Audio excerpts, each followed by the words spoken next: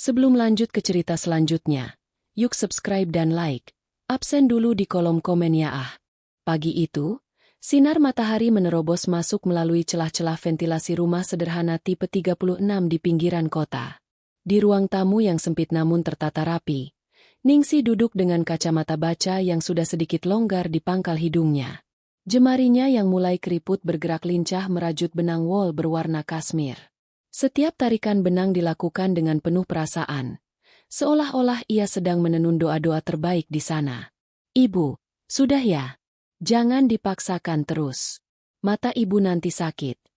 Arini muncul dari arah dapur sambil membawa segelas teh hangat. Ia menatap ibunya dengan perasaan campur aduk, antara haru dan cemas. Ningsih mendongak, tersenyum kecil hingga kerutan di sudut matanya terlihat jelas. Sedikit lagi. Enduk, ini syal untuk ibu mertuamu, Bu Siska. Besok kan acara perayaan pernikahan mereka yang ke-30 tahun. Ibu ingin memberi sesuatu yang spesial. Sesuatu yang dibuat dengan tangan sendiri biasanya lebih terasa maknanya. Arini menghela napas panjang, duduk di samping ibunya. Hatinya mencelos. Ia tahu betul siapa Bu Siska. Ibu mertuanya itu adalah wanita yang memuja merek ternama, yang memandang harga diri seseorang dari label harga yang menempel di pakaian. Memberinya syal rajutan tangan dari benang wol lokal mungkin bagi Ningsih adalah ketulusan, tapi bagi Bu Siska, itu bisa dianggap sebagai penghinaan. Bu, sebetulnya Arini sudah belikan tas branded untuk ibu berikan ke mereka besok. Pakai itu saja ya. Syal ini untuk ibu pakai sendiri saja. Bujuk Arini lembut. Ningsih menggeleng perlahan. Tas mahal itu kan pakai uangmu. Arini, ibu ingin memberi dari hasil keringat ibu sendiri. Meskipun hanya syal, ibu merajutnya sambil mendoakan agar keluarga kalian selalu hangat dan rukun. Itu tidak bisa dibeli dengan uang di mall manapun. Arini terdiam. Ia tidak sanggup membantah kemurnian hati ibunya. Selama 3 tahun pernikahannya dengan Panji, Arini memang memilih untuk menyembunyikan identitas aslinya. Panji mengenalnya sebagai seorang yatim yang bekerja sebagai staf administrasi biasa di sebuah perusahaan logistik. Padahal, Arini adalah pemegang saham mayoritas di Wirya Group, kerajaan bisnis yang menggurita di negeri ini. Ia melakukan ini karena ingin mencari cinta yang tulus, bukan karena harta. Namun, konsekuensinya berat. Selama 3 tahun itu pula, Arini dan keluarganya terus-menerus dipandang sebelah mata oleh keluarga Panji. Tapi ibu benar mau datang? Tanya Arini lagi, memastikan. Acaranya di Grand Ballroom Hotel Mulia. Tamu-tamunya orang-orang kelas atas. Bu, Arini takut. Ibu tidak nyaman. Loh, kenapa tidak nyaman? Kan itu acara mertuamu. Berarti keluarga kita juga. Ibu sudah siapkan baju terbaik. Kebaya lama ibu yang warna coklat susu masih bagus setelah dicuci dan disetrika. Jawab Ningsih dengan nada optimis yang polos. Hati Arini terasa teriris. Kebaya coklat susu itu adalah pakaian terbaik ibunya yang sudah berusia 10 tahun. Di mata ibunya, itu adalah kemewahan. Di mata mertuanya, itu mungkin akan dianggap sebagai kain gombal. Sore harinya, Panji pulang ke rumah mereka yang juga sederhana, rumah yang Arini beli dengan alibi, mencicil seumur hidup. Padahal ia membelinya tunai dalam sekali kedip. Mas, besok ibu mau ikut ke pesta mama, ujar Arini saat mereka makan malam. Panji menghentikan kunyahannya. Wajahnya tampak ragu. Arin, kamu tahu sendiri kan mama itu orangnya bagaimana kalau soal estetika acara? Bukan aku bermaksud jahat, tapi apa ibu tidak lebih baik di rumah saja? Nanti kalau ada tamu relasi bisnis mama yang bertanya, aku bingung harus jawab apa. Arini meletakkan sendoknya dengan denting yang cukup keras. Bingung menjawab apa? Jawab saja itu ibu mertuamu. Apa ada yang memalukan dari ibuku? Mas? Dia bersih, dia sopan, dan dia yang membesarkanku hingga aku bisa menjadi istri yang mengurusmu sekarang. Panji langsung ciut. Ia memang mencintai Arini, tapi ia adalah pria yang lemah di bawah ketiak ibunya. Bukan begitu, sayang. Maksudku, pakaian ibu sudahlah. Kalau memang mau ikut, tolong pastikan ibu tidak membawa bungkusan-bungkusan aneh ya. Mama paling tidak suka. Arini hanya menatap suaminya dengan tatapan dingin. Di dalam hatinya, sebuah peringatan mulai berbunyi. Ia sudah cukup bersabar selama 3 tahun ini menerima sindiran-sindiran halus tentang latar belakang keluarganya yang miskin. Namun, jika besok mereka berani menyentuh harga diri ibunya, Arini bersumpah itu akan menjadi hari terakhir bagi keluarga Panji bisa menikmati kemewahan mereka. Malam itu, Arini masuk ke kamar dan mengunci pintu. Ia mengambil ponsel rahasianya dari dalam brankas kecil yang tersembunyi. Ia melakukan satu panggilan singkat. Halo, Sekretaris Yoga? Siapkan unit protokol paling rahasia. Saya akan menghadiri acara di Hotel Mulia besok malam. Pantau dari jarak dekat. Jangan ada yang bergerak sebelum saya memberi kode. Hujan turun. Dan satu lagi. Pastikan kepemilikan aset Hotel Mulia sudah atas nama saya per malam ini. Baik, Nona muda. Semuanya akan disiapkan. Jawab suara di seberang telepon dengan nada sangat hormat. Arini mematikan ponselnya. Ia kembali ke tempat tidur, melihat ibunya yang sudah terlelap di kamar sebelah dengan syal rajutan yang sudah rapi terbungkus kertas kado sederhana di atas meja. Ibu, bisik Arini dalam hati. Besok aku akan menunjukkan pada mereka bahwa orang yang mereka hina miskin ini memiliki dunia yang mereka sembah. Besok adalah hari penentuan. Sebuah pesta yang seharusnya menjadi perayaan kemewahan bagi keluarga Panji, namun tanpa mereka sadari, mereka sedang mengundang badai yang akan meratakan gengsi mereka hingga ke tanah dalam waktu 10 menit saja. Malam itu, langit Jakarta tampak cerah, namun udara terasa begitu mencekik bagi Arini. Sebuah mobil taksi berhenti tepat di depan lobi megah Hotel Mulia.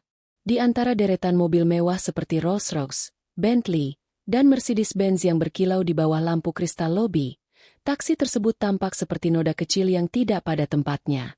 Arini turun terlebih dahulu, mengenakan dres sederhana berwarna biru tua tanpa merek terkenal. Ia kemudian membantu Ningsih turun.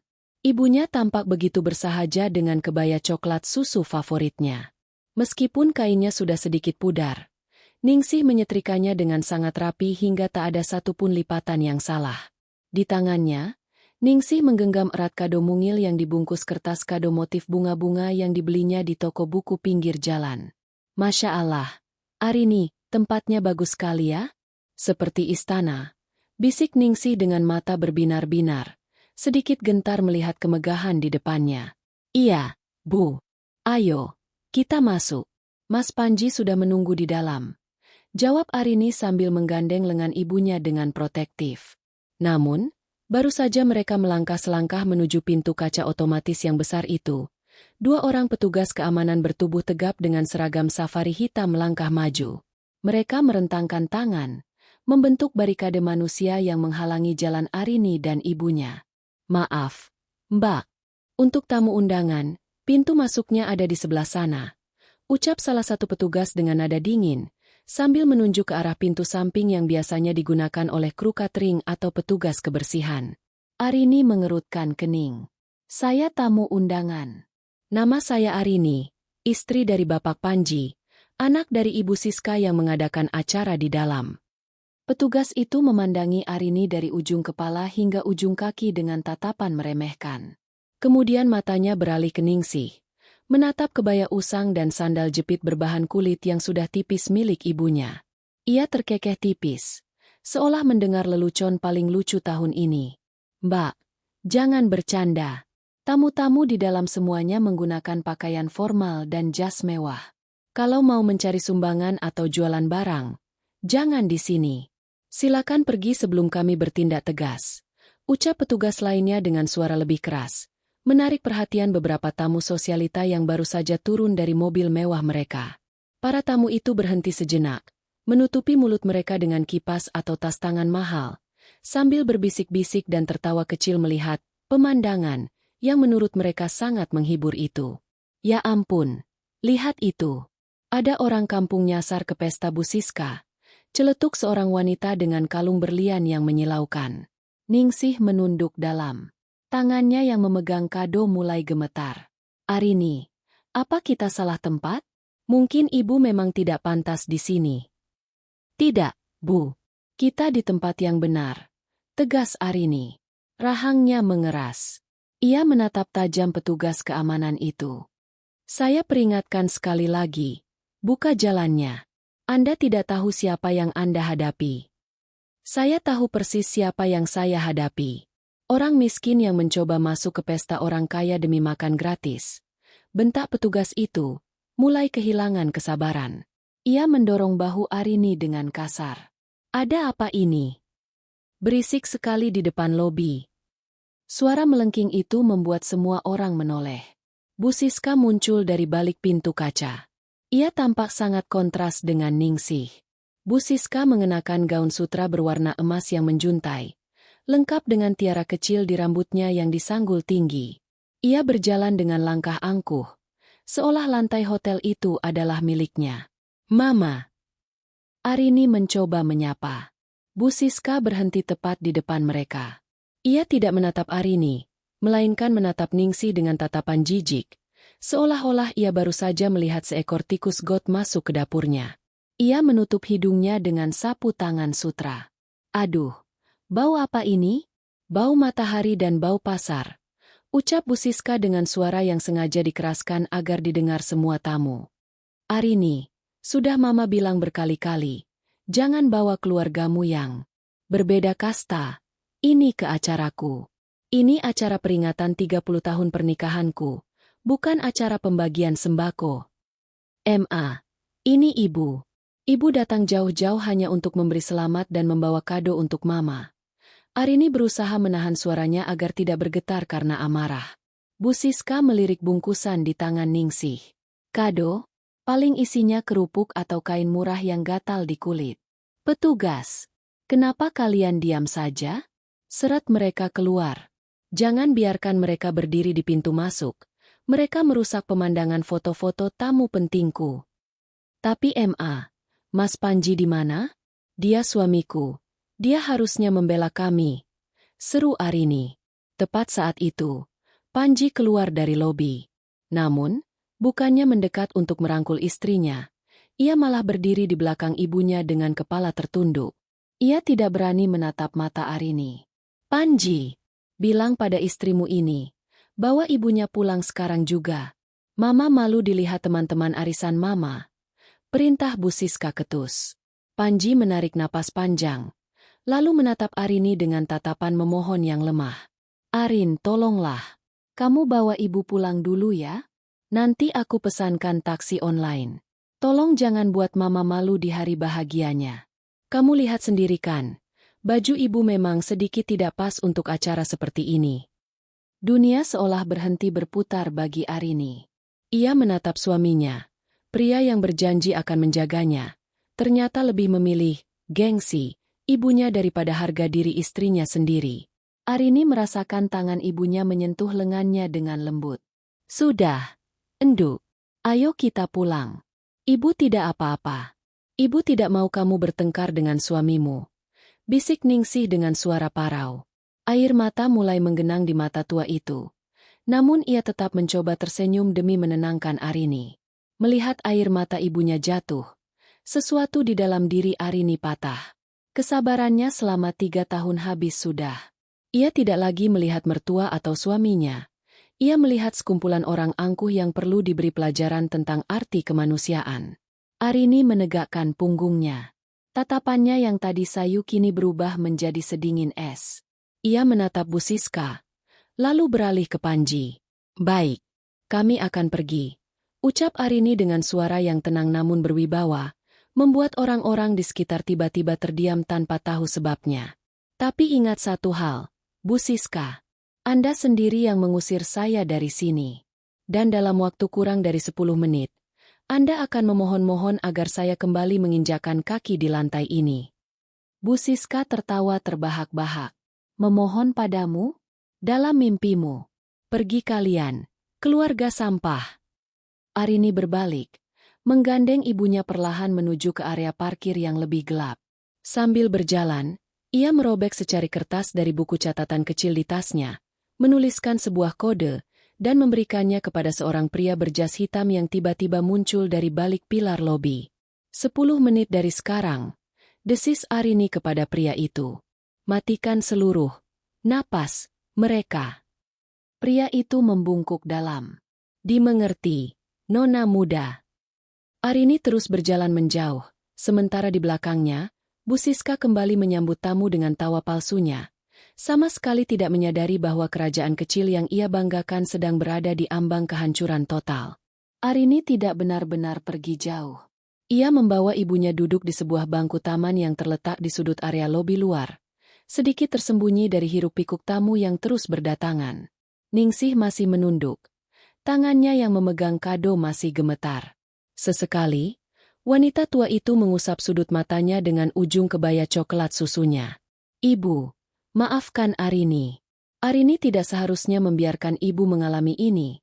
Bisik Arini sambil meremas lembut jemari ibunya. Ningsih menggeleng pelan.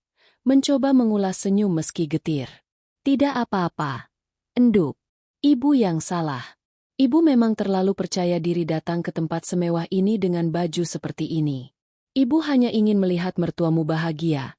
Tapi sepertinya kehadiran ibu malah jadi beban untukmu dan Panji. Ibu bukan beban. Mereka yang tidak punya hati. Balas Arini dengan nada tertahan. Sementara itu, di dalam ballroom utama yang berkilauan oleh cahaya lampu kristal seharga miliaran rupiah, Bu Siska sedang berdiri di atas podium kecil. Di sampingnya, Panji berdiri dengan wajah kaku, sesekali melirik ke arah pintu masuk, berharap Arini benar-benar sudah pulang agar suasana tidak semakin runyam. Bu Siska memegang mikrofon dengan gaya elegan yang dibuat-buat. Terima kasih kepada para tamu terhormat yang telah hadir. Malam ini adalah perayaan cinta dan kesuksesan. Sebagai bentuk rasa syukur, saya ingin menunjukkan betapa indahnya berbagi, namun tentu saja, berbagi dengan orang yang berkelas. Tamu-tamu tertawa sopan. Di sudut ruangan, seorang pelayan mendekat membawa sebuah bungkusan yang tertinggal di meja registrasi. Itu adalah kado dari Ningsih yang tadi sempat disambar oleh petugas keamanan saat pengusiran terjadi dan diletakkan sembarangan. Oh, lihat ini. Bu Siska mengambil bungkusan bermotif bunga-bunga itu dengan ujung jarinya, seolah-olah benda itu beracun. Ini adalah kado dari Yah, kalian tahu sendiri. Tamu tak diundang, yang tadi mencoba masuk. Mari kita lihat apa yang dibawa oleh orang-orang dari kasta bawah untuk merayakan pesta mewah kita. Panji maju selangkah, mencoba mencegah. Jangan. Itu pemberian ibu mertuaku.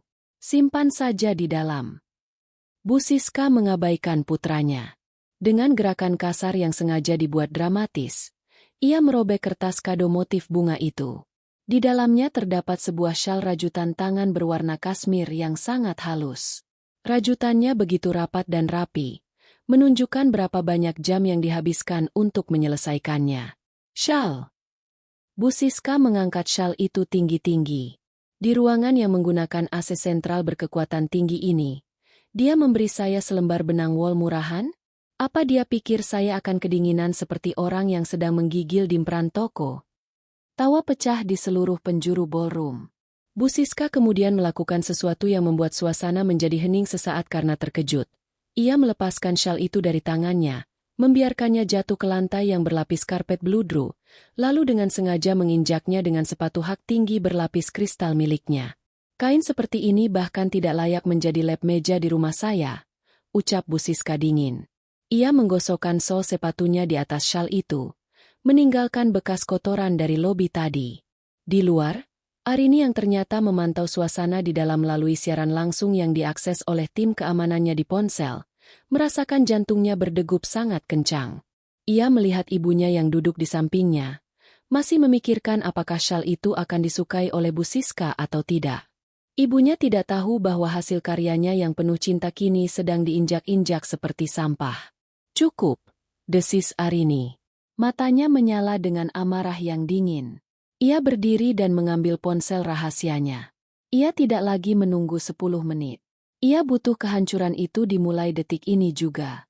Sekretaris Yoga, ucap Arini ke ponselnya.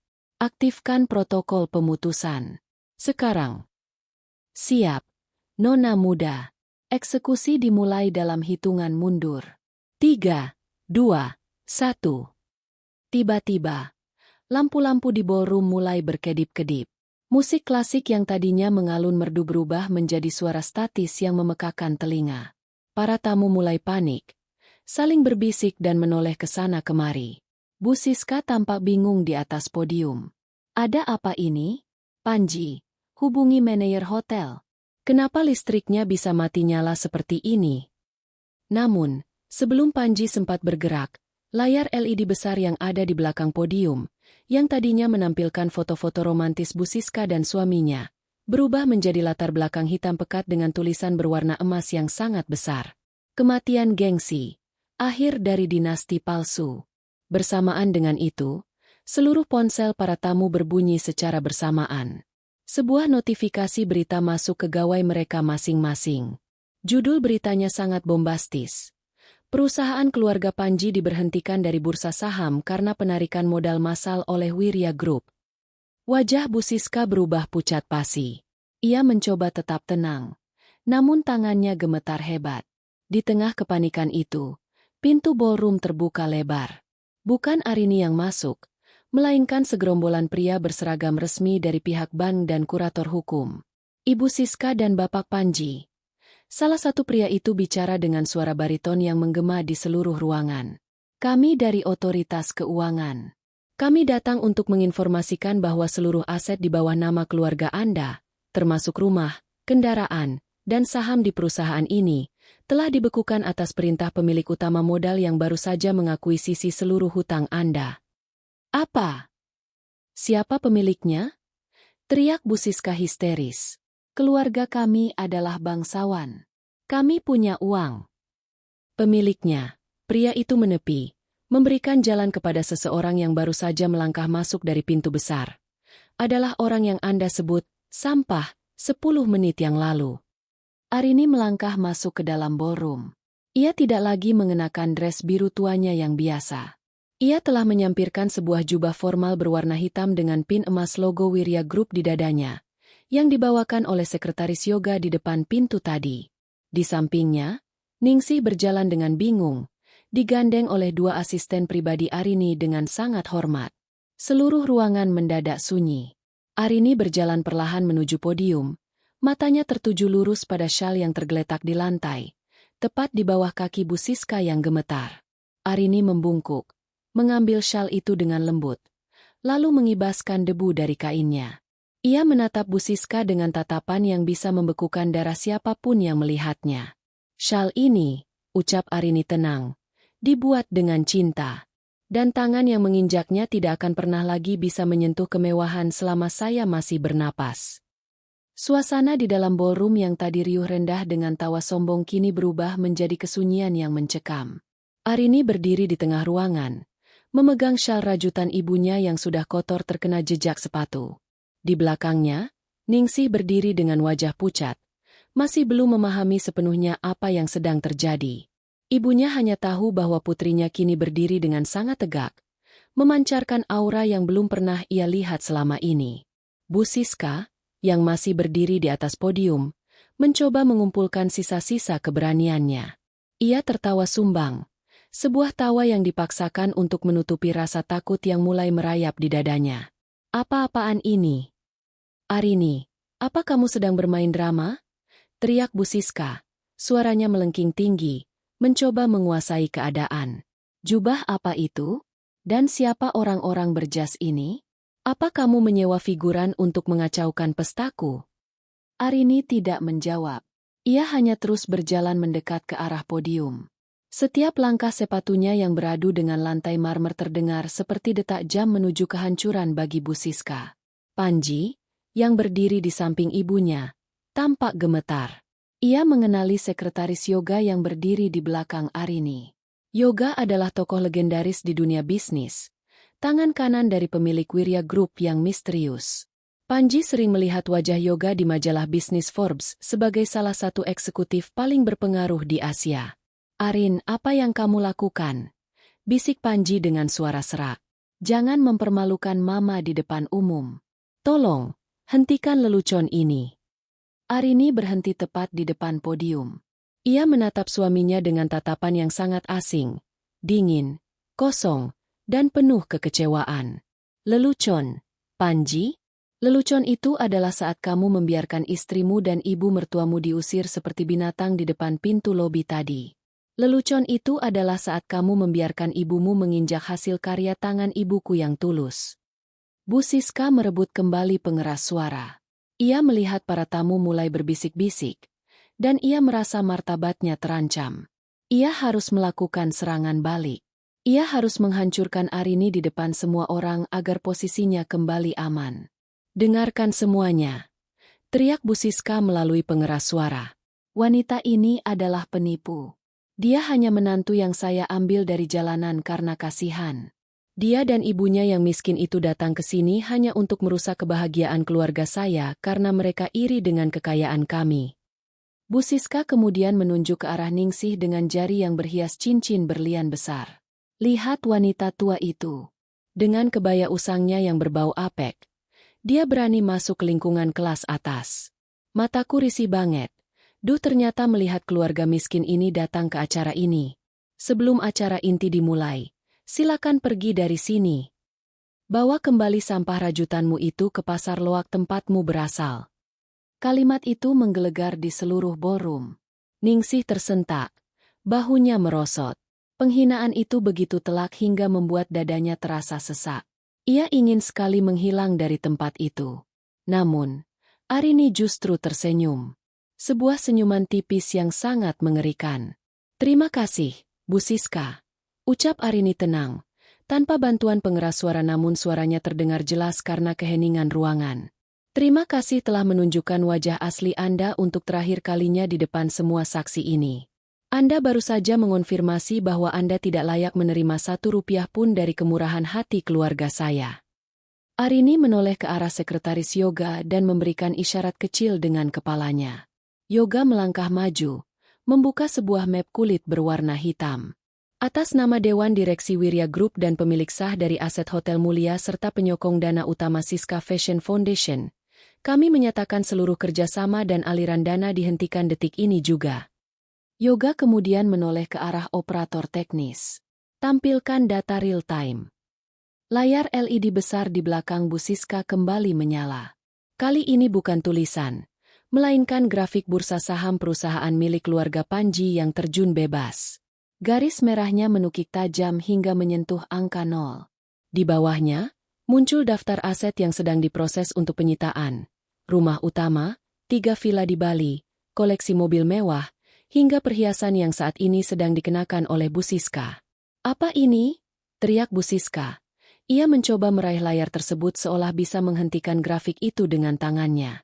Itu milikku. Itu hasil kerja keras suamiku. Salah. Potong Arini. Ia melangkah naik ke atas podium, memaksa Bu Siska mundur beberapa langkah. Suami Anda meminjam modal dari perusahaan ayah saya 10 tahun lalu. Dan selama 3 tahun terakhir, sayalah yang secara diam-diam melunasi bunga hutang keluarga Anda karena saya pikir Anda adalah keluarga yang baik bagi saya. Saya salah besar. Arini mendekatkan wajahnya ke telinga Bu Siska yang kini sudah berkeringat dingin. Anda bilang mata Anda risih melihat orang miskin? Mulai besok, Anda akan tahu rasanya menjadi apa yang Anda benci. Karena malam ini, Anda tidak punya tempat tinggal, tidak punya uang, dan tidak punya teman. Panji jatuh terduduk di lantai podium.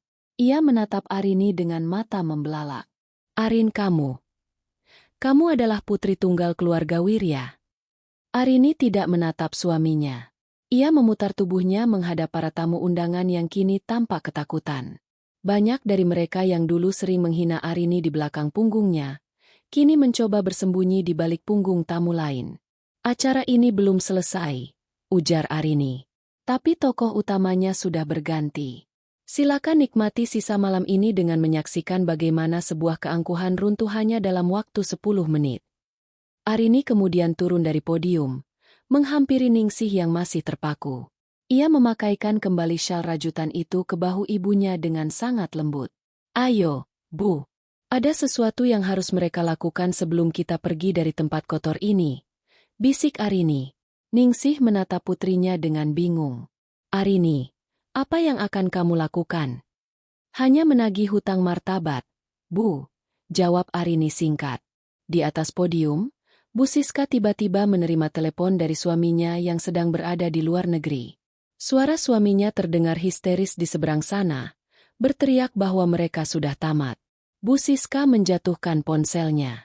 Ia menatap Arini dengan tatapan kosong. Kesadarannya mulai pulih bahwa ia baru saja menghancurkan seluruh hidupnya hanya karena sebuah kalimat penghinaan. 10 menit. Bagi sebagian orang, itu adalah waktu yang singkat untuk sekadar menyesap secangkir kopi. Namun bagi keluarga Panji dan Bu Siska, 10 menit ini terasa seperti perjalanan menuju eksekusi mati. Di dalam ballroom yang megah itu, waktu seolah membeku, menyisakan kesunyian yang hanya dipecah oleh isak tangis tertahan dan suara gesekan kertas-kertas legal yang disusun oleh tim sekretaris yoga. Arini berdiri di tengah ruangan dengan tangan terlipat di depan dada. Ia tidak lagi tampak seperti menantu yang penurut dan pendiam.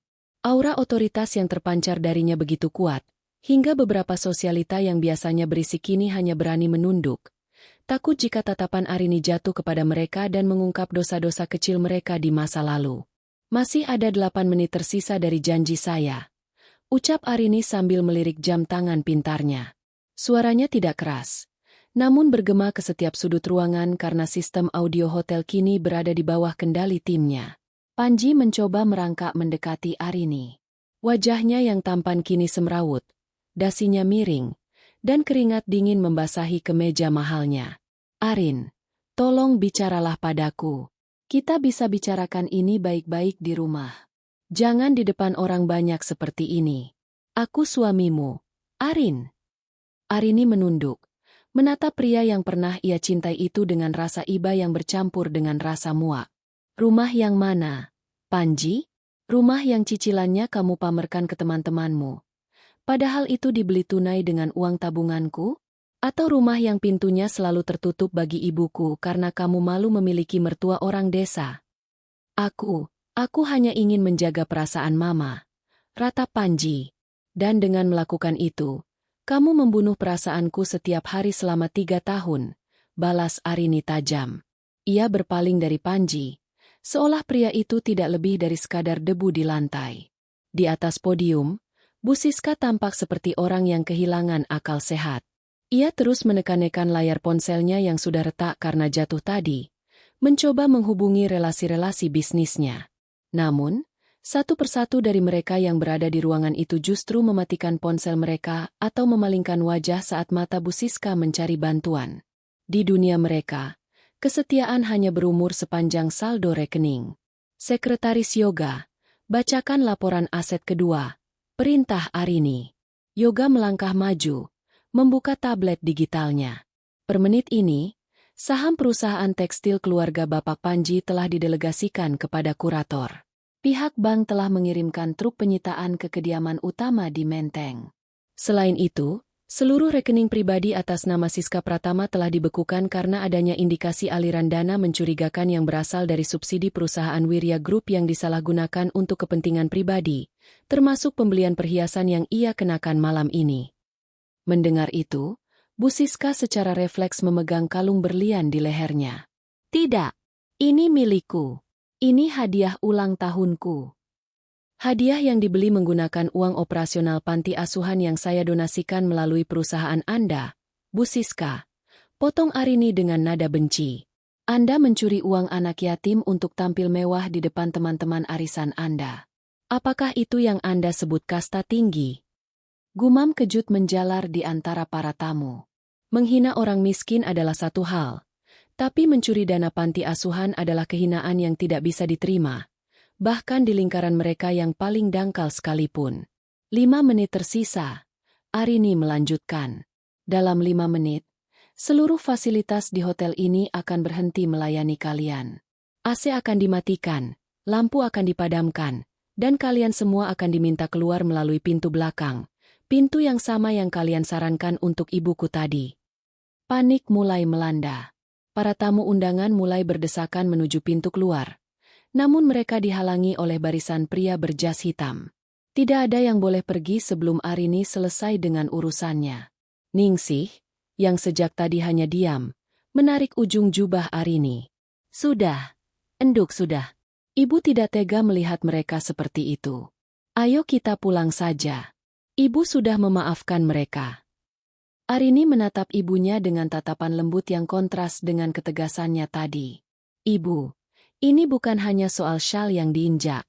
Ini soal ribuan orang yang mereka tindas dengan kesombongan mereka. Jika mereka tidak diberi pelajaran sekarang, mereka akan terus menganggap bahwa uang bisa membeli kehormatan orang lain. Tunggu sebentar lagi, Bu. Keadilan harus dituntaskan.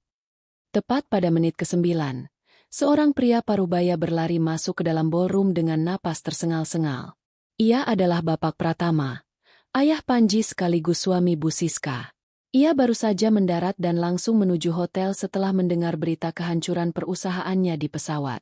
Ia melihat Arini, lalu melihat Yoga, dan terakhir melihat istrinya yang terduduk lemas di podium.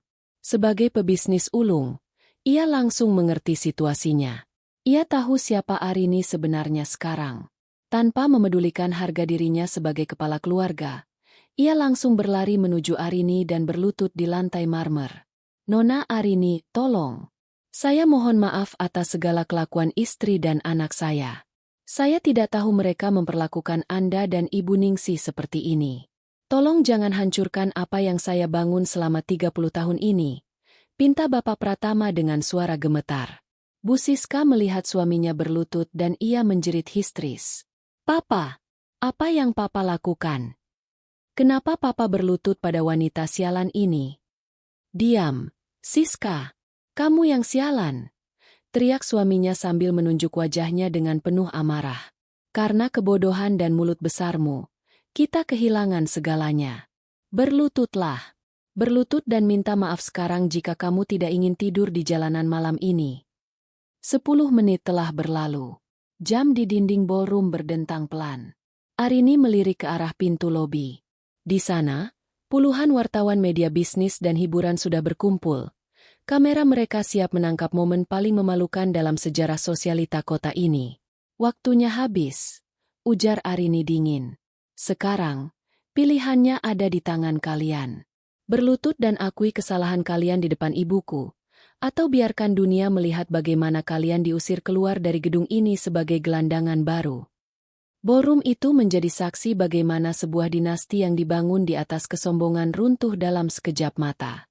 Kehancuran itu bukan karena gempa bumi atau perang, melainkan karena mereka telah salah meremehkan seorang wanita yang memiliki hati seluas samudera namun memiliki kekuatan untuk menenggelamkan siapapun yang mengusiknya. Keheningan yang mencekam menyelimuti ballroom hotel mulia. Di tengah ruangan, Bapak Pratama masih bersujud dengan dahi hampir menyentuh lantai. Bu Siska mematung di atas podium. Wajahnya yang penuh riasan mahal kini tampak seperti topeng retak yang siap hancur kapan saja. Sementara itu, Panji hanya bisa menutup wajahnya dengan kedua tangan.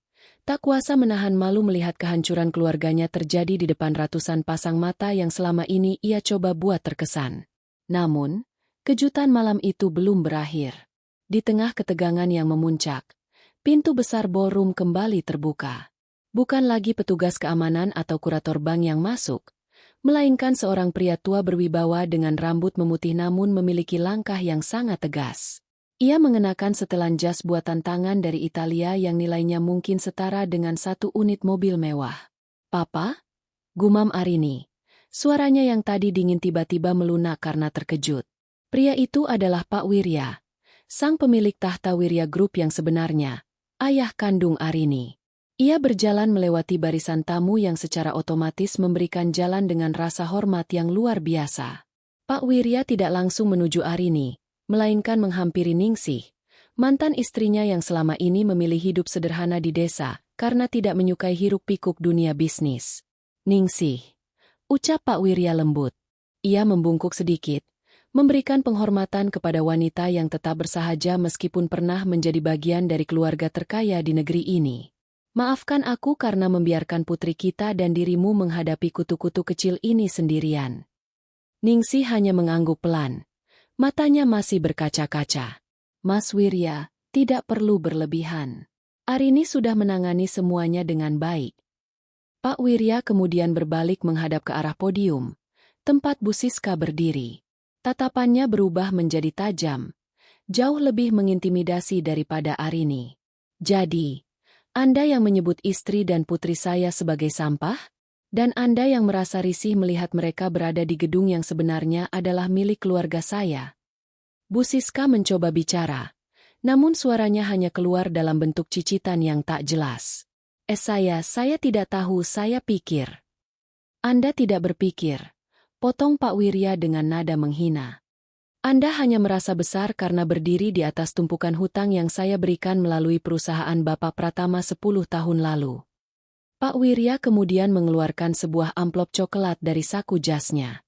Ia melemparkannya ke atas podium, tepat di depan kaki Bu Siska. Buka itu. Itu adalah berita tak terduga kedua untuk malam ini. Dengan tangan gemetar, Bu Siska membuka amplop tersebut. Isinya bukan hanya dokumen pembekuan aset, melainkan hasil penyelidikan audit forensik yang sangat mendalam. Di sana tertera bahwa selama 5 tahun terakhir, Bu Siska secara sistematis melakukan penggelapan dana dari yayasan sosial yang bernaung di bawah Wirya Group. Ia memanipulasi laporan donasi untuk membiayai gaya hidup mewahnya, pesta-pesta mewah, koleksi tas kulit eksotis, dan perjalanan ke Eropa setiap musim panas. Itu adalah bukti tindak pidana, ujar Pak Wirya dingin. Saya tidak hanya akan membuat Anda miskin, saya akan memastikan Anda menghabiskan sisa hidup Anda di balik jeruji besi atas penggelapan dana publik. Mendengar kata penjara, Bu Siska akhirnya tumbang. Ia jatuh terduduk di atas podium, tepat di atas syal rajutan yang tadi ia injak. Ia kini menyadari bahwa ini bukan sekadar urusan keluarga atau gengsi yang terluka, tapi sebuah kehancuran total yang sah secara hukum. Panji yang mendengar itu langsung bangkit dan berlari menuju Pak Wirya. Papa Wirya, tolong, saya tidak tahu apa-apa soal penggelapan itu. Saya mencintai Arini. Tolong jangan biarkan kami hancur. Pak Wirya menepis tangan Panji dengan jijik. Kamu bilang kamu mencintai Arini? Seorang pria yang mencintai istrinya tidak akan membiarkan istrinya dihina di depan umum. Seorang pria yang mencintai istrinya akan berdiri tegak melindungi ibu mertuanya. Kamu bukan pria, Panji. Kamu hanyalah benalu yang gagal menjaga inangmu. Para tamu undangan kini mulai sibuk berbisik kembali. Namun kali ini nada mereka berubah. Mereka yang tadi ikut menertawakan Arini kini berbalik mencaci Bu Siska. Tega sekali ya, makan uang anak yatim, bisik seorang tamu. Pantas saja gayanya selangit. Ternyata uang hasil curian, timpal yang lain. Berita tentang kejatuhan keluarga Pratama dan terbongkarnya skandal korupsi Bu Siska mulai menyebar di media sosial dalam hitungan detik. Beberapa portal berita online bahkan sudah menayangkan judul, Sosialita Kota Tertangkap Basah, Pesta Mewah di Atas Penderitaan Anak Yatim. Arini mendekati ayahnya. Papa, cukup. Biarkan hukum yang mengurus mereka. Arini ingin membawa ibu pulang. Tempat ini sudah terlalu kotor untuknya. Pak Wirya mengangguk, lalu menoleh ke arah sekretaris Yoga. Yoga, panggilkan tim legal untuk segera memproses laporan kepolisian malam ini juga. Pastikan tidak ada satupun aset yang tersisa, bahkan sepatu yang mereka pakai saat ini. Arini kemudian menggandeng lengan ibunya. Sebelum melangkah pergi, ia menoleh ke arah Panji yang masih bersimpuh di lantai. Panji, besok pagi surat cerai akan sampai di tanganmu. Jangan mencoba mencari saya atau ibu. Kita sudah selesai sejak kamu membiarkan pintu lobi itu tertutup bagi kami. Arini dan keluarganya melangkah keluar dari ballroom dengan kepala tegak. Di belakang mereka, lampu-lampu ballroom mulai padam satu persatu sesuai perintah Arini sebelumnya. Kegelapan mulai menyelimuti ruangan, meninggalkan Bu Siska yang menangis histeris di atas podium dan Bapak Pratama yang hanya bisa tertunduk lesu meratapi nasibnya. Di luar hotel, udara malam terasa begitu segar. Ningsih menghirup napas dalam-dalam, merasa beban berat di pundaknya telah terangkat. Arini, ucap Ningsih pelan saat mereka berjalan menuju mobil limusin yang sudah menunggu. Ibu tidak butuh kemewahan ini.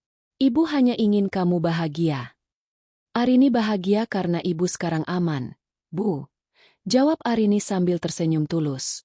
Ia menatap ke arah gedung hotel yang megah itu, menyadari bahwa mulai malam ini, identitas lamanya sebagai wanita lemah telah terkubur, dan ia siap menunjukkan siapa dirinya yang sebenarnya kepada dunia. Meskipun Arini, Ningsih, dan Pak Wirya sudah melangkah menuju pintu keluar, suasana di dalam ballroom bukannya mereda, justru semakin mencekam. Para tamu undangan yang tadi sempat ingin melarikan diri kini tertahan di posisi masing-masing. Langkah mereka terhenti bukan karena dilarang oleh penjaga, melainkan karena pemandangan di depan lobi ballroom yang luar biasa. Suara deru mesin mobil-mobil hitam yang seragam terdengar berhenti di lobi utama hotel. Tak lama kemudian, pintu besar ballroom kembali terbuka lebar secara serentak. Kali ini, yang masuk bukanlah satu atau dua orang, melainkan serombongan pria dan wanita dengan setelan jas hitam yang sangat formal, mengenakan pin emas berbentuk sayap di kerah mereka, simbol dari Dewan Direksi Tertinggi Wirya Group dan perwakilan konsorsium bisnis internasional. Di baris terdepan, tampak manajer umum Hotel Mulia, pria yang biasanya hanya muncul untuk menyambut kepala negara atau tamu VVIP internasional. Ia berjalan dengan keringat dingin yang mengucur di pelipisnya, membimbing rombongan tersebut menuju pusat ruangan di mana Arini dan keluarganya masih berdiri sejenak untuk berpamitan dengan beberapa kolega lama Pak Wirya. "Hormat kami kepada pemilik sah," ucap sang manajer umum dengan suara yang bergetar. Ia membungkuk sangat dalam, hampir 90 derajat, tepat di hadapan Arini. Bu Siska, yang masih terduduk lemas di podium, membelalakan mata. "Pemilik sah? Manajer, apa maksudmu?" "Aku yang menyewa tempat ini. Aku yang membayar depositnya." Manajer hotel itu menoleh sejenak ke arah Bu Siska dengan tatapan kasihan sekaligus dingin. "Ibu Siska, per malam ini pukul 19 WIB, seluruh kepemilikan saham Hotel Mulia telah beralih tangan secara mutlak kepada Nona Arini Wirya sebagai hadiah ulang tahun dari Bapak Wirya. Anda tidak lagi menyewa dari kami, karena status Anda di sini sekarang hanyalah tamu yang kehadirannya sudah tidak diinginkan oleh pemilik gedung." Pernyataan itu seperti petir di siang bolong. Para tamu undangan yang tersisa di sana, yang tadinya ragu-ragu, kini langsung mengambil langkah 1000 untuk mendekati Arini. Mereka yang tadi membuang muka, kini mencoba memasang wajah paling manis yang mereka miliki. "Nona Arini, selamat. Kami tidak menyangka Anda adalah putri dari Pak Wirya," ucap seorang kolega bisnis Bapak Pratama yang tadi sempat ikut tertawa. "Maafkan kehilafan kami tadi. Kami hanya terbawa suasana." Arini bahkan tidak menoleh ke arah pria itu. Ia tetap fokus pada ibunya, merapikan syal di bahu Ningsih yang kini menjadi pusat perhatian. Rombongan tamu agung dari direksi Wirya Group itu kemudian berbaris rapi. Salah satu dari mereka, seorang pria lanjut usia yang merupakan penasihat hukum paling disegani di negeri ini, maju membawa sebuah kotak bludru hitam. "Nona muda Arini," ucap pria tua itu dengan hikmat. "Sesuai amanah kakek Anda, di hari Anda menunjukkan identitas asli Anda kepada publik, aset-aset yang selama ini kami kelola atas nama Anda secara anonim harus diserahkan secara resmi. Ini termasuk kunci utama dari kediaman Wirya Hill dan surat kuasa atas 10 anak perusahaan yang baru saja diakuisisi." Panji, yang melihat pemandangan itu dari lantai, merasa dunianya benar-benar runtuh.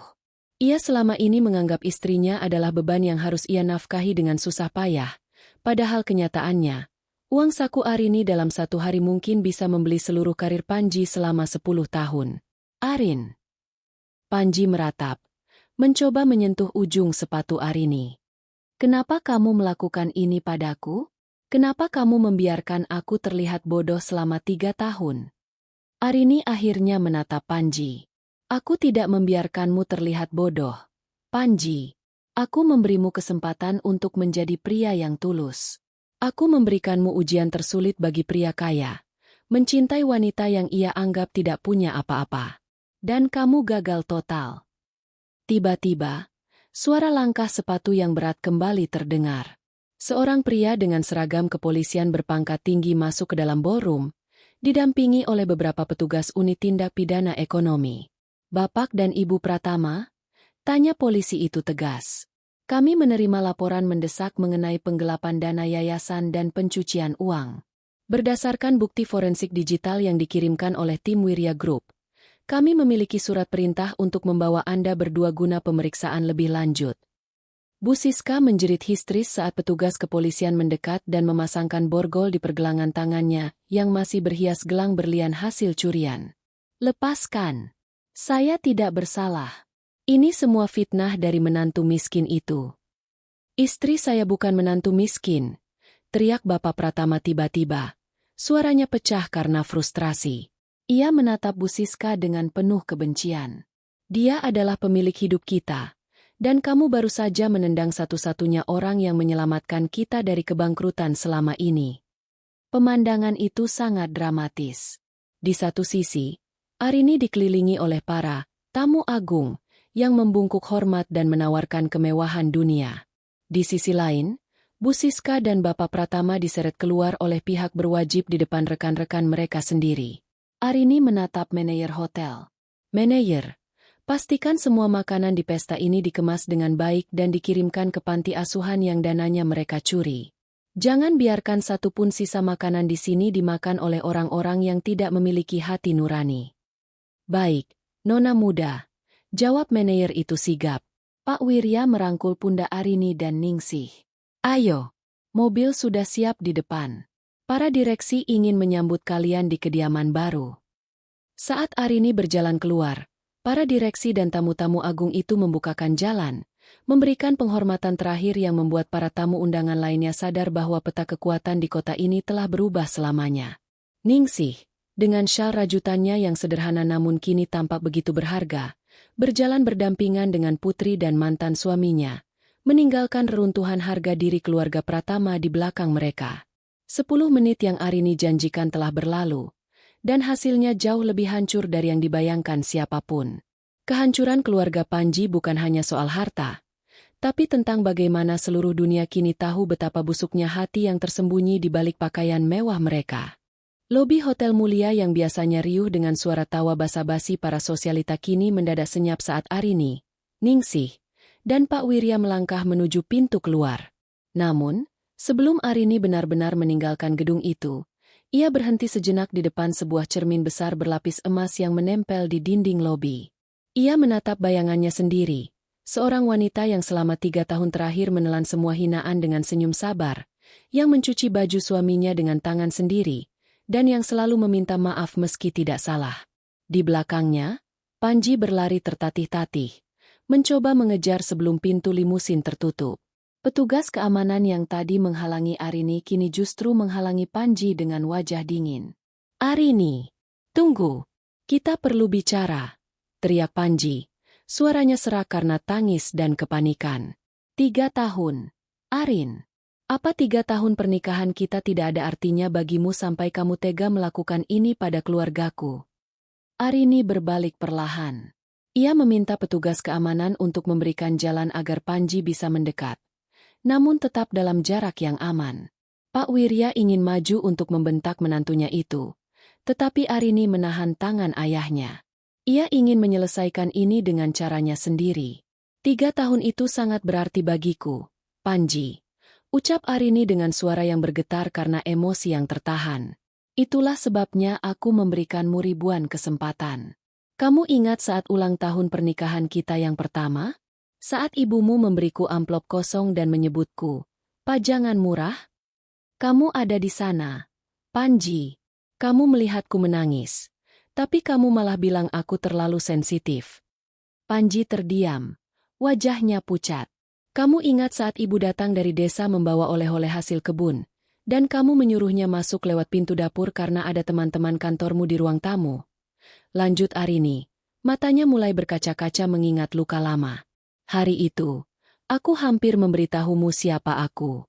Aku hampir memberitahumu bahwa perusahaan tempatmu bekerja adalah salah satu anak cabang dari Wirya Group. Tapi aku menahan diri. Aku ingin melihat, kapan suamiku akan berdiri tegak sebagai seorang laki-laki untuk istrinya. Aku tidak ingin ada konflik.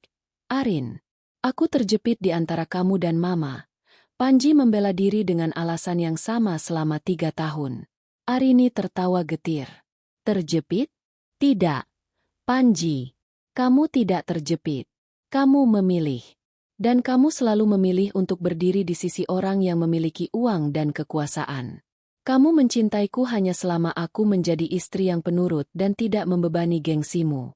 Kebenaran yang menyakitkan adalah, kamu tidak pernah benar-benar mengenalku karena kamu tidak pernah menganggapku cukup penting untuk dikenal.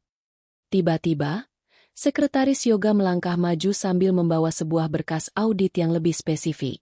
Nona muda, ada satu hal lagi yang perlu Anda ketahui sebelum kita pergi. Yoga melirik Panji dengan tatapan meremehkan sebelum menyerahkan dokumen itu kepada Arini. Arini membacanya dengan cepat, dan seketika itu juga, matanya membelalak. Rasa sakit yang baru merayap di dadanya. Apa ini, Panji? Tanya Arini. Suaranya nyaris berbisik. Ia menunjukkan sebuah dokumen transaksi keuangan. Selama 1 tahun terakhir, kamu menggunakan dana dari rekening bersama kita. Yang kamu tahu adalah uang tabungan hasil kerja kerasku sebagai staf admin untuk membelikan apartemen atas nama wanita lain? Sarah. Nama itu membuat Panji seperti tersengat listrik. Ia mundur 2 langkah. Mulutnya ternganga. Arin itu tidak seperti yang kamu lihat. Sarah hanya dia butuh tempat tinggal. Sarah adalah mantan kekasihmu yang selalu kamu bilang sudah tidak berhubungan lagi, kan? Sela Arini. Suaranya kini benar-benar dingin, sekeras batu karang. Jadi, sementara aku hidup hemat agar kita bisa mencicil rumah, sementara ibuku menjahit baju sendiri agar tidak merepotkan kita, kamu justru menghamburkan uang itu untuk wanita lain di belakangku. Ningsih yang mendengar hal itu langsung menutup mulutnya dengan tangan, tidak percaya bahwa menantu yang selama ini ia doakan setiap malam ternyata memiliki hati sebusuk itu. Ini benar-benar puncaknya, ucap Arini sambil merobek dokumen itu dan melemparkannya ke wajah Panji. Aku datang ke sini malam ini siap untuk memberikan pelajaran pada ibumu. Tapi ternyata, kebenaran yang paling menyakitkan adalah aku telah menikahi seorang pria yang bahkan lebih rendah dari ibunya. Arini menoleh ke arah ayahnya. Papa, aku ingin apartemen itu disita besok pagi. Dan pastikan wanita bernama Sarah itu tahu bahwa seluruh kemewahan yang ia nikmati berasal dari keringat istri pria yang ia rebut. Akan dilakukan, sayang, jawab Pak Wirya dengan nada mengancam. Arini menggandeng tangan ibunya dan melangkah masuk ke dalam limusin tanpa menoleh lagi. Panji bersimpu di aspal lobi, menangis terseduh-seduh saat melihat mobil mewah itu meluncur pergi, meninggalkan dirinya yang kini benar-benar tidak punya apa-apa, tidak punya istri yang tulus, tidak punya harta, dan tidak punya lagi harga diri. Di dalam mobil, Arini menyandarkan kepalanya di bahu Ningsih. Ningsih membelai rambut putrinya dengan lembut. Sabar ya, Enduk. Gusti Allah tidak tidur. Sekarang kamu sudah bebas. Iya, Bu, bisik Arini. Ternyata benar. Kebenaran itu memang menyakitkan saat pertama kali terungkap. Tapi setelah itu, ia akan membebaskan kita. Limusin itu terus melaju menembus malam Jakarta, membawa Arini kembali ke dunianya yang sebenarnya. Dunia di mana ia tidak perlu lagi bersembunyi di balik bayang-bayang orang-orang yang tidak menghargainya. Besok, seluruh negeri akan tahu bahwa Arini Wirya telah kembali, bukan sebagai menantu yang dihina, melainkan sebagai ratu yang akan memimpin kekaisaran bisnis keluarganya. Pagi itu, suasana di depan gerbang megah Wirya Hill, kediaman pribadi keluarga Wirya yang eksklusif, tampak sangat berbeda. Beberapa mobil polisi dan kendaraan operasional kurator hukum terparkir di sana, namun bukan untuk menjemput penghuni rumah, melainkan untuk mengawal sebuah ritual yang diminta langsung oleh Arini. 3 orang berdiri gemetar di depan gerbang tinggi tersebut. Bu Siska, Panji, dan Bapak Pratama. Mereka tidak lagi mengenakan gaun sutra atau setelan jas mahal. Pakaian mereka tampak kusut, sisa dari malam panjang yang mereka habiskan di kantor kepolisian sebelum akhirnya diberikan penangguhan penahanan sementara berkat jaminan aset yang masih tersisa. Wajah mereka kusam, dan mata mereka sembab.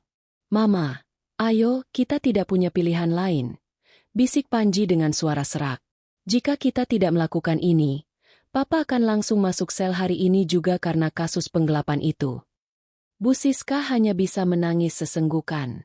Keangkuhannya telah menguap sepenuhnya, digantikan oleh rasa takut yang amat sangat. Pintu gerbang terbuka otomatis. Sekretaris Yoga berdiri di sana, menatap mereka dengan tatapan tanpa ekspresi. Nona muda Arini sudah menunggu di taman belakang. Silakan masuk, tapi hanya kalian bertiga. Dan ingat ikuti aturannya. Mereka berjalan menyusuri jalanan setapak yang dikelilingi taman bunga mawar yang indah. Di ujung taman, di sebuah paviliun terbuka yang menghadap ke kolam renang yang jernih, Arini sedang duduk santai. Di sampingnya, Ningsih sedang menyesap teh hangat. Tampak jauh lebih tenang dan segar dengan kebaya baru berbahan sutra lembut yang sangat elegan namun tetap bersahaja. Saat melihat kedatangan keluarga Pratama, Ningsih sempat ingin berdiri, namun Arini memegang tangan ibunya lembut, mengisyaratkan agar tetap duduk. Berhenti di sana, ucap Arini dingin saat mereka berjarak sekitar 5 meter. Bapak Pratama langsung melangkah maju dan menjatuhkan diri ke tanah. Nona Arini, Ibu Ningsih, kami datang untuk memohon ampun. Saya sadar, kata maaf tidak akan menghapus dosa istri dan anak saya. Tapi tolong, jangan biarkan istri saya membusuk di penjara. Saya bersedia menyerahkan seluruh sisa harta saya, asalkan laporan itu dicabut. Arini menyesap tehnya perlahan, lalu meletakkan cangkir itu dengan denting yang membuat Bu Siska tersentak. Uang? Anda pikir saya butuh uang Anda, Pak Pratama? Tanya Arini dengan nada meremehkan. Seluruh harta yang Anda miliki bahkan tidak cukup untuk membeli satu lampu kristal di rumah ini. Yang saya inginkan bukan uang, tapi pengakuan. Arini berdiri, berjalan mendekati mereka. Ia menatap Bu Siska yang terus menunduk. Bu Siska, Anda ingat apa yang Anda katakan di depan pintu lobi hotel? Anda bilang mata Anda risih melihat keluarga saya. Anda bilang kami sampah yang mengotori pemandangan. Arini memberi isyarat kepada seorang pelayan. Pelayan itu maju membawa sebuah nampan. Di atasnya terletak syal rajutan tangan Ningsih yang sudah dicuci bersih. Namun masih memiliki bekas serat yang sedikit rusak akibat injakan sepatu Bu Siska malam itu. Syal ini adalah kehormatan ibuku, ujar Arini. Setiap helai benangnya ditenun dengan kasih sayang. Dan Anda memperlakukannya seperti kain pel. Arini meletakkan syal itu di atas hamparan rumput di depan kaki ibunya. Ritual penyesalan ini sederhana. Saya ingin Anda, Bu Siska, dan kamu, Panji bersujud di kaki ibuku. Akui setiap kata kasar yang kalian ucapkan, dan minta maaf secara tulus. Jika ibu merasa kalian tulus, saya akan mempertimbangkan untuk meringankan tuntutan hukum terhadap Anda. Bu Siska tersentak. Menjadi orang kaya yang bangkrut adalah satu hal, tapi bersujud di kaki wanita yang selama ini ia anggap pembantu adalah penghinaan yang luar biasa bagi harga dirinya yang tersisa. Arini, apakah harus seperti ini? Tanya Panji dengan mata berkaca-kaca. Aku ini suamimu. Kamu calon mantan suamiku, Panji. Dan kamu adalah pria yang membiarkan ibuku diusir ke samping tempat sampah. Jadi, lakukan sekarang, atau silakan keluar dan tunggu jemputan mobil tahanan di depan gerbang. Panji tidak menunggu lama. Ketakutannya akan kemiskinan dan penjara jauh lebih besar daripada harga dirinya. Ia langsung merangkak menuju kaki Ningsih, menempelkan dahinya ke lantai yang tertutup rumput. Ibu, maafkan Panji. Panji adalah menantu yang tidak tahu diuntung. Panji telah mengkhianati kepercayaan ibu dan Arini. Tolong maafkan Panji, Bu. Ratap Panji sambil terisak. Ningsih menatap Panji dengan tatapan iba. Hati seorang ibu memang terlalu lembut. Sudah, Panji. Ibu sudah memaafkan. Belum, Ibu, potong Arini tegas. Matanya beralih ke Bu Siska yang masih berdiri mematung. Bagaimana dengan Anda, Bu Siska? Apa penjara lebih nyaman daripada bersujud di sini? Dengan kaki yang gemetar dan wajah yang memerah karena malu, Bu Siska akhirnya perlahan-lahan menekuk lututnya. Ia jatuh berlutut di samping anaknya. Tangannya gemetar saat menyentuh ujung kaki Ningsih. Saya minta maaf. Bisik Bu Siska dengan suara yang hampir tak terdengar. Lebih keras, Bu Siska. Saya tidak mendengar penyesalannya. Tuntut Arini. Saya minta maaf, Nyonya Ningsih. Teriak Bu Siska akhirnya. Tangisnya pecah secara histeris. Saya wanita bodoh yang sombong. Saya telah menghina orang yang jauh lebih mulia dari saya. Tolong, jangan penjara saya mohon ampun. Bu Siska mencium kaki Ningsih. Air matanya membasahi ujung kain sutra yang dipakai Ningsih. Pemandangan itu adalah puncak dari segala pembalasan. Wanita yang paling sombong di kota itu kini benar-benar bertekuk lutut di hadapan wanita yang paling ia rendahkan. Ningsih menghela napas panjang. Matanya berkaca-kaca. Ia mengusap kepala Bu Siska dengan tangan gemetar. Sudahlah, jangan begini. Saya sudah memaafkan. Semoga ini jadi pelajaran bagi kita semua bahwa di mata Tuhan, kita semua sama. Arini menatap momen itu dengan perasaan lega yang aneh. Ia tidak merasa senang melihat orang menderita. Namun ia merasa puas karena keadilan telah ditegakkan. Martabat ibunya telah kembali ke tempat yang seharusnya. Yoga, panggil Arini. Siapkan dokumen perjanjian. Saya akan mencabut tuntutan penggelapan dengan syarat seluruh sisa aset mereka diserahkan untuk donasi panti asuhan. Dan mereka harus meninggalkan kota ini selamanya. Saya tidak ingin melihat wajah mereka lagi. Baik, Nona muda. Arini menghampiri ibunya, membantu Ningsih berdiri. Ayo, Bu. Ritualnya sudah selesai. Sekarang, mari kita mulai hidup baru yang jauh lebih tenang. Keluarga Pratama masih tertunduk di sana, menangis meratapi nasib mereka yang kini benar-benar kehilangan segalanya. Harta, nama baik, dan masa depan. Mereka baru menyadari bahwa satu kalimat penghinaan yang mereka ucapkan demi gengsi telah dibayar dengan kehancuran seluruh hidup mereka.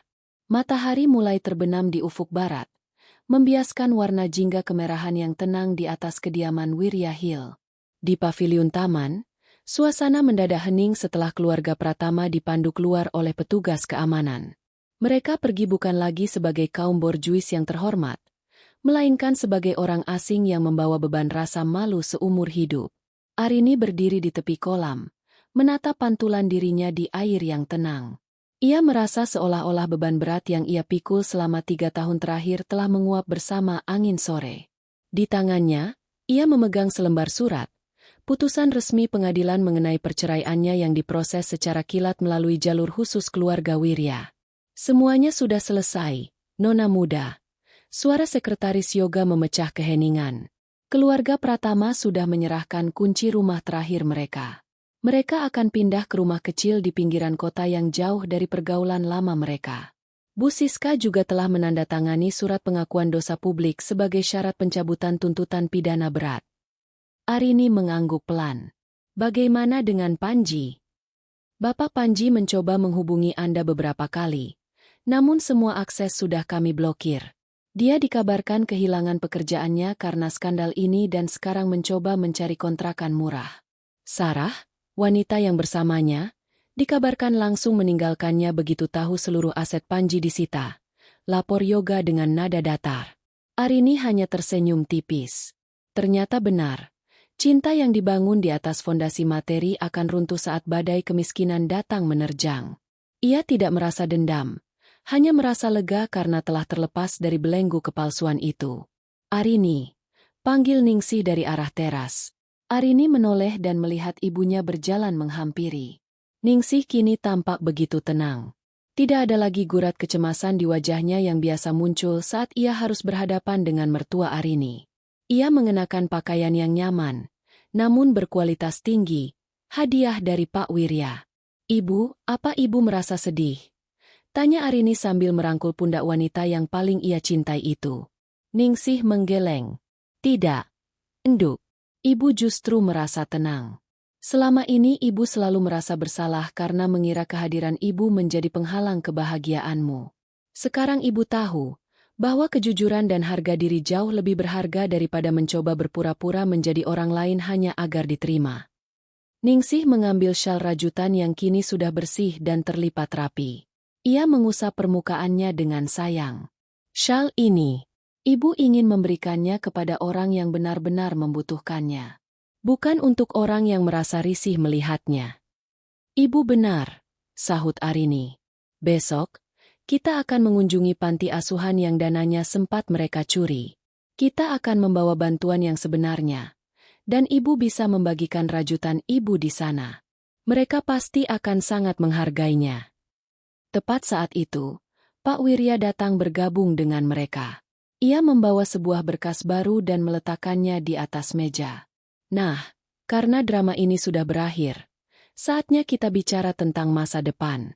Arini, Papa sudah menyiapkan posisi CEO untukmu di Wirya International. Tidak ada lagi penyamaran. Tidak ada lagi hidup bersembunyi. Dunia harus tahu siapa pemimpin masa depan kita.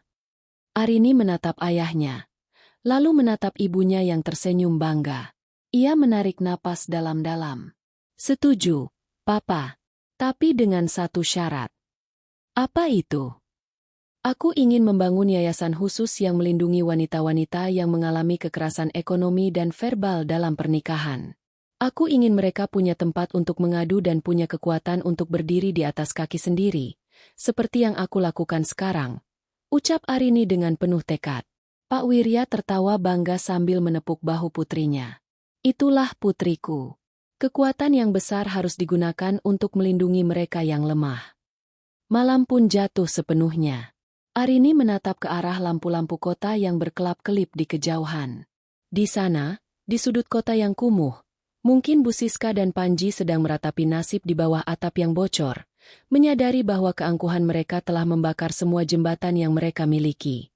Namun di sini, di atas bukit, Arini memulai lembaran baru. Ia telah membuktikan bahwa kemiskinan bukanlah sesuatu yang memalukan, tetapi menghina sesama demi gengsi adalah kehinaan yang paling dalam. Sujudnya keluarga Pratama tadi sore bukan hanya sebuah permohonan maaf, melainkan sebuah ritual berakhirnya sebuah dinasti palsu yang dibangun di atas kebohongan. Arini Wirya kini berdiri tegak. Ia bukan lagi menantu yang dihina, melainkan seorang wanita yang memegang kendali atas nasibnya sendiri. Dan bagi siapapun yang berani merendahkan martabat keluarganya di masa depan, mereka harus ingat bahwa di balik lembutan seorang Arini, ada kekuatan badai yang siap menenggelamkan keangkuhan mereka dalam hitungan menit. Keadilan telah tuntas. Harga diri telah kembali. Dan hari esok adalah milik Arini yang baru. Tamat.